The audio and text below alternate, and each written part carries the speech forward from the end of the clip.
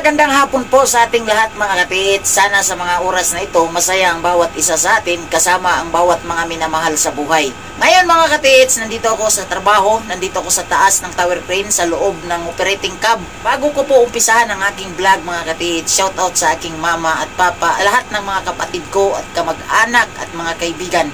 Kumusta po kayong lahat? Sana nasa mabuting kalagayan po ang bawat isa sa inyo ngayon.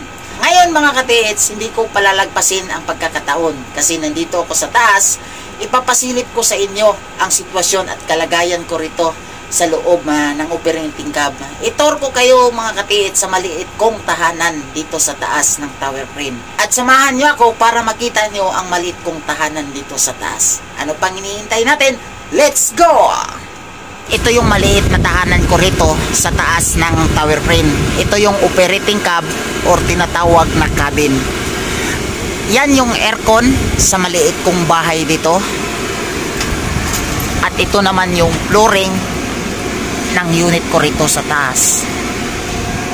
Mayroon akong mga ilang gamit rito mga katiits, gaya ng heater at saka maliit na lutuan. At saka may rice cooker doon. At saka mayroon ding Nescafe. Nandyan sa ilalim yung Nescafe. At saka greatest na kape. At saka mayroon din akong ready to eat na ulam. Yung Argentina. Yan po ay pang-emergency. Lalo na pag nag-overtime ako pagdating ng hapon. Ito yung kabuuan ng unit ko rito mga katiits. Maliit lang siya. Yan, maliit. Ito yung upuan na kung saan ako namamahinga ng break time. Ito yung radyo na ginagamit ko para doon sa kontak ko doon sa rigger ko sa baba. Ito namang upuan mga katiits, ito, hindi mo to siya babaliin. Gaya ng sasakyan. Yan, binabali ko. Diyan ako natutulog pag tuwing break time. Mayroon akong ceiling fan para pag sobrang init.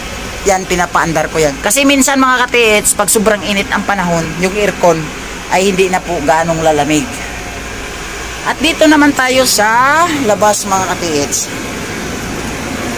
Yan po yung labas. Ito yung counterweight balance. Ito yung ball drum. At saka yung mga panel ng supply control.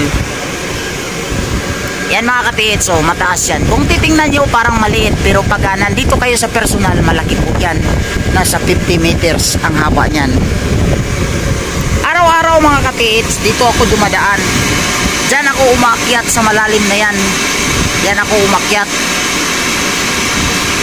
Akyat pataas. At pag tuwing mag-out, diyan ako bababa.